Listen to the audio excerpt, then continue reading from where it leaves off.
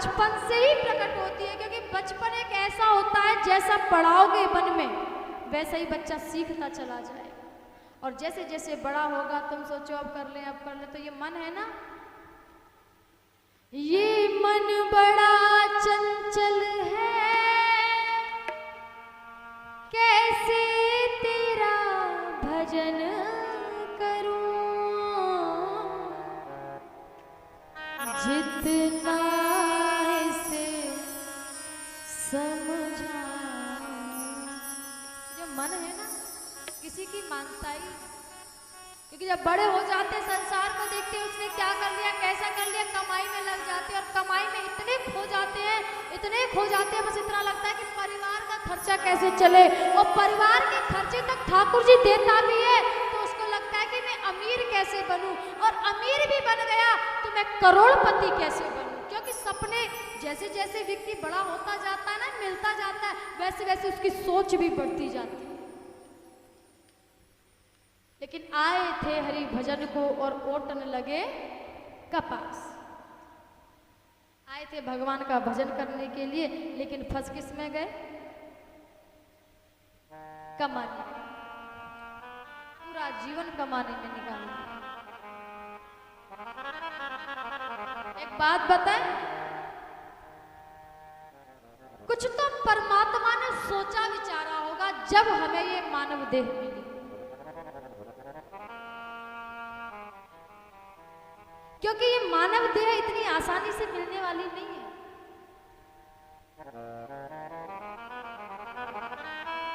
इस देह के लिए देवतागण भी तरसते, मांगते हमें मिल जाए, ये उनको भी नसीब नहीं।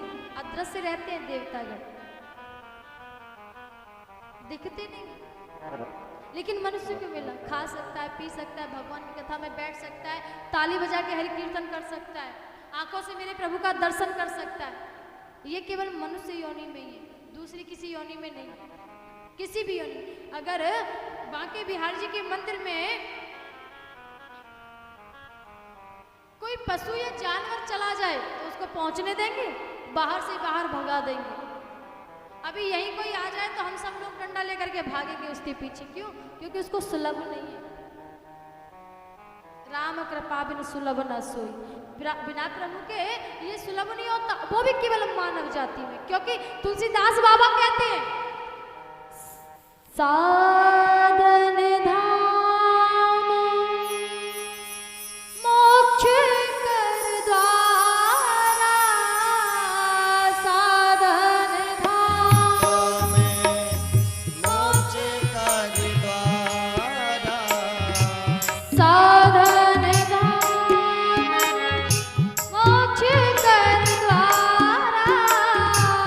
साधन राम मोक्ष कर द्वारा, तेहि ना परई पर लोक सिधारा, तेहि ना परई पर लोक सिधारा, तेहि ना परई पर लोक सिधारा, तेना परे पर लोक सिंगारा।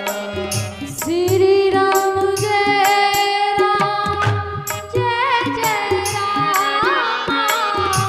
श्री राम जय राम जय जय राम, श्री राम जय राम जय जय राम, श्री राम जय राम जय जय राम, बड़े भाग्य मानस तन पावा, बड़े भाग्यवान सुतन पावा, सुर दुर्लभ सद्ग्रंथन गावा, सुर दुर्लभ सद्ग्रंथन गावा, सुर दुर्लभ सद्ग्रंथन गावा, सुर दुर्लभ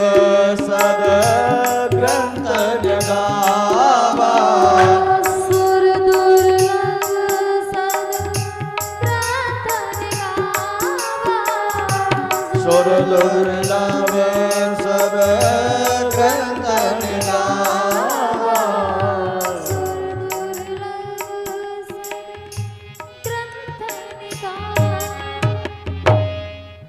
बड़े भाग्य मनुष्य तन पवा।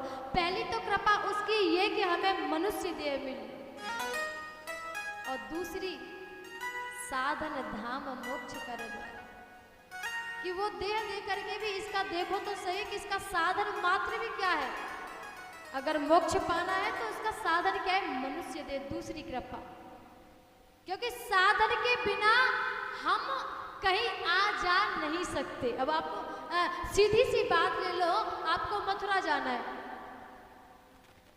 तो मथुरा जाने के लिए साधन चाहिए कि नहीं चाहिए? बस चाहिए, ऑटो चाहिए। अगर ये भी नहीं है, बोले महाराज नहीं जाएंगे, तो पैर चाहिए, पैर भी तो चाहिए। साधन दिया। कहीं भी आने जाने के लिए साधन की आवश्यकता होती है। तो जैसे हमें मथुरा जाना है और मथुरा के लिए हमें साधन की आवश्यकता है, ठीक वैसे अगर हमको प्रभु को पाना है, मोक्ष पाना है, मुक्ति पाना है, पुनरपि जननम पुनरपि मरणम पुनरपि जननी जठरे सेनम, इस पृथ्वी से बार बार का आना और जाना, जो दोनों से ही फ्री होना है, मुक्ति पाना है, तो